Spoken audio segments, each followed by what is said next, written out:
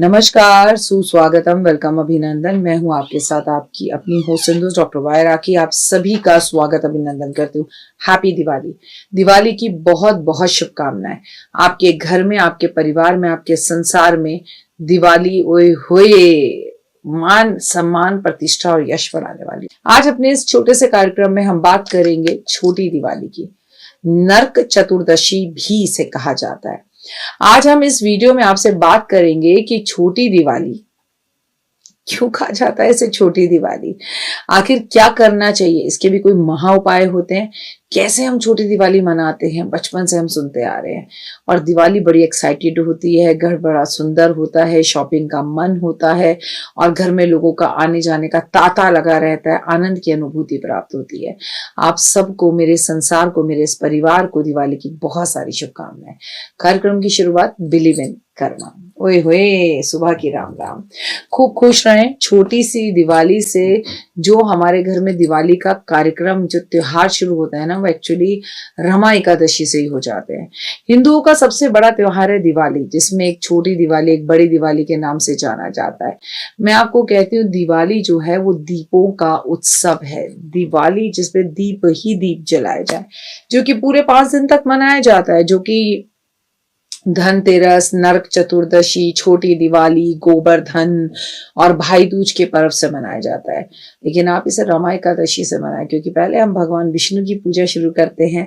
ठीक है। नरक चौदस, रूप चौदस, भूत चतुर्दशी के नाम से भी छोटी दिवाली को जाना जाता है। कार्तिक मास के कृष्ण पक्ष का जो 14वां दिन होता है, पंच दिवस के पंचो उत्सव में, उसे नरक चतुर्दशी जो है वो दूसरी या छोटी दिवाली के रूप में मनाया जाता है। अब मैं आपको नरक चतुर्दशी का महत्व बताऊंगी, बेहद खास है। नरक चतुर्दशी या छोटी दिवाली के दिन उत्तर भारत में हनुमान जयंती के रूप में मनाया जाता है। हर जगह नहीं, उत्तर भारत में हनुमान जयंती तो राम नवमी के बाद बन चुकी है। लेकिन कहा जाता है कि अर्धरात्रि में मां अंजना के गर्भ से हनुमान जी का जन्म हुआ था। छोटी दिवाली को लेकर कई कथाएं प्रचलित हैं। एक कथा के अनुसार इस दिन भगवान कृष्ण ने नरकासुर नाम के असुर का वध भी किया था, इसलिए इसे नरकासुर को मारने की वजह से भी जो है इसे छोटी दिवाली के रूप में मनाया जाता है। इस दिन दक्षिण दिशा की ओर दीप जलाना चाहिए। अपने पितरों का, आपको किसका, यम का दिया जलाना चाहिए। नरक चतुर्दशी में जिनको नरक नहीं जाना, उन्हें यम का दिया जलाना चाहिए। पितरों के नाम का तिल, गुड़, तेल, मिठाइयां भोग लगाकर गरीबों में दान करनी चाहिए।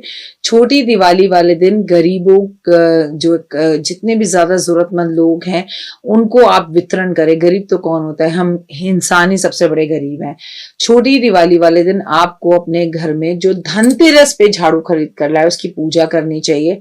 आपको ये याद रखना चाहिए कि इस दिन दीपक जो है वो कूड़े की बाल्टी के पास भी जलाया जाता है। लोग छोटे छोटे उपाय करते हैं, लेकिन क्या आपको मालूम है कि इस दिन सुबह हम लोग जो है छोटी दिवाली वाले दिन तेल की मालिश करते हैं। कार्तिक में तेल लगाना मना है, लेकिन इस दिन हम तेल की मालिश कर कर उपटन लगाकर नहाते हैं। इस दिन रात को भगवान कृष्ण की और माँ कालिका की आराधना करने का विशेष दिन माना जाता है। नकारात्मकता दूर होती है। इस दिन काफी तंत्र और मंत्र जैसी चीजें लोग करते हैं।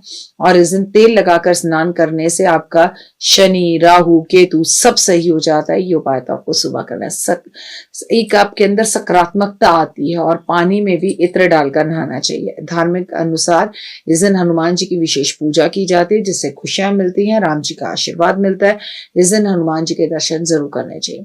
नरक चतुर्दशी वाले दिन यम की पूजा करनी चाहिए। मृत्यु का डर छूट जाता है और अकाल मृत्यु कभी नहीं होती। नरक चतुर्दशी वाले दिन यमराज के नाम का दान करना चाहिए। इस दिन चौराहे पे लोग दिया जलाने जाते हैं, जिससे अकाल मृत्यु का भय बिल्कुल भी नहीं रहता।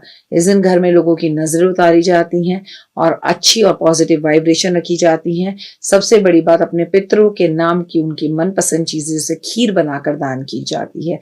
और अगर आपके पितरों की आत्माएं नरक में पड़ी हैं तो उन्हें मुक्ति मिल जाती है। अगर आप इस दिन सिर्फ 14 दिए जला देते हैं।